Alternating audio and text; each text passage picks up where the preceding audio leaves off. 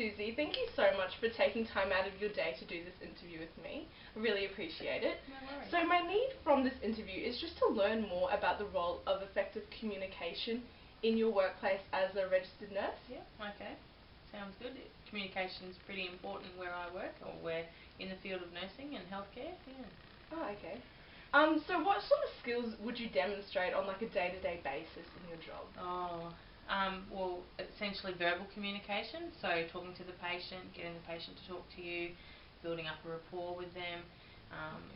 We have procedures where I work, so a lot of the time you're getting them in before their procedure, they're very anxious. So they're also showing physical signs of anxiety as well as verbally saying they might be anxious. So you've got to really observe that. So observation is part of communication as well, I think, sort of observing how people are behaving, because when they come out from their procedure, then you can sort of judge whether they've had something wrong or they've got something going wrong. So what sort of procedures would you say are like in your workplace? Like, what sort of, is it more like mental illness or physical injury? Oh, okay. So I work in an X-ray department. Okay. So a lot of it is physical. So we do have mental health patients as well, but a lot of the things that we do are, say, people who have had strokes and that sort of thing. Okay. So we go in and retrieve clots out of their brains, or we go in and coil aneurysms in their head. So some people walk in off the street and they're perfectly okay, and then they have a coiling done, and then post-operatively they'll go to intensive care just because of the risks involved post-procedure. So some big things happen. So yeah. So is that, I don't know, is it hard for you to not show if you're connected to a patient? Is it hard for you to... Sometimes it can be hard.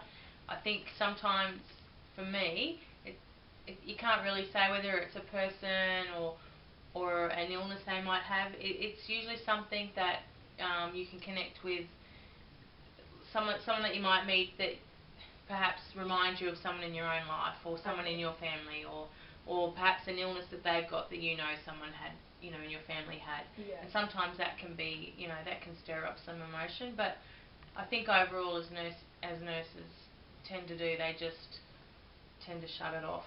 Yeah. And try and be effective in their communication, and just try and get, you're there for the person, you're there for the patient, you're the advocate for the patient, so you really need to just get them through their procedure the best way that you know how to. So yeah, I don't know. I know for me it would be quite hard to like not draw attached to a patient. Like, as an optometry student, hoping to be an optometrist, I feel, I don't know, if someone came in and they had like an eye disease, I don't know, it'd be hard, I guess, for me to sort of communicate effectively, but then not show too much emotion with that attachment to the patient. I think you'll find patients will tend to look at you as an authority figure, or someone of experience in the area. So they won't necessarily be abrasive.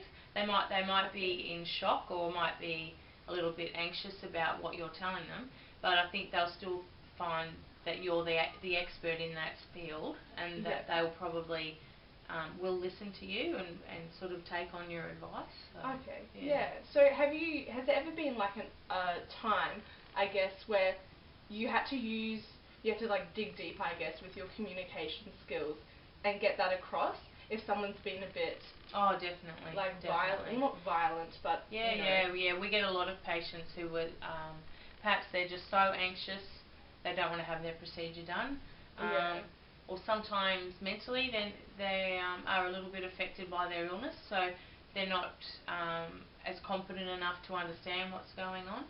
So you really need to try and get back to basics, try and nut out with them what is actually going on, what's the reason behind that anxiety, or that abrasiveness, or even that abuse, or aggression that they might have, because some people do get aggressive as well. So you've just got to try and work it out and get to the nut of it, and just explain everything, and just be.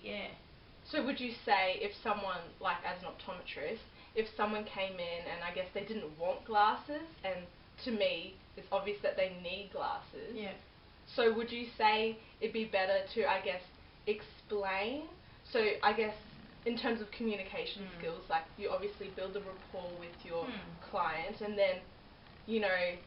And I think building rapport starts from the moment that you speak to them. You know, you introduce yourself.